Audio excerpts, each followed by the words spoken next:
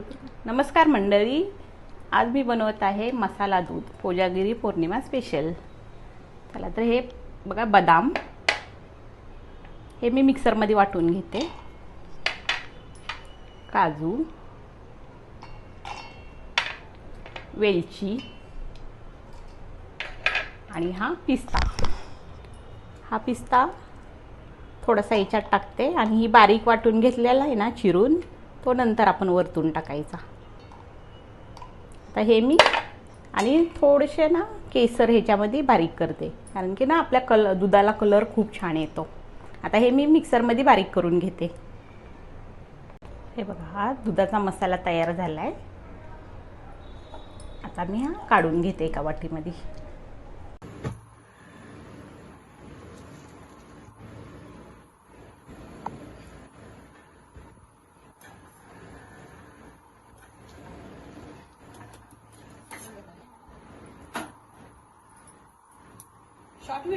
आणि हे बघा, मी दूध ना अर्धा लिटर दूध घेतले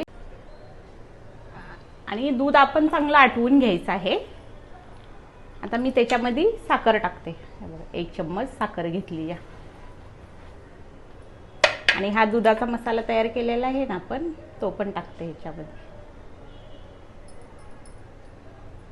आणि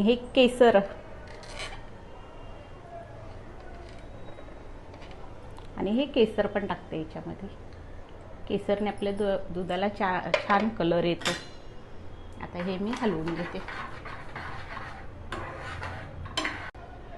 आपण ना पहिलं दूध जरा आटवून घ्यायचं आणि नंतर सर्व मसाले, साखर वगैरे टाकायचे। अगोदरच नाही टाकायचं, नाहीतर ना आपण अगोदरच टाकली ना साखर वगैरे, ते दुधाला मग चव नाही लागत छान। हे बघा, आपलं ना दूध आता तयार झालेलं आहे। चांगलं बघा, कन्सिस्टन्सी किती छान आली या। एकदम आपलं जास्त घट्ट पण नाही, पातळ पण नाही झाले, एकदम मस्त झाले। तुम्ही पण असं बनवा कोजागिरी पौर्णिमा।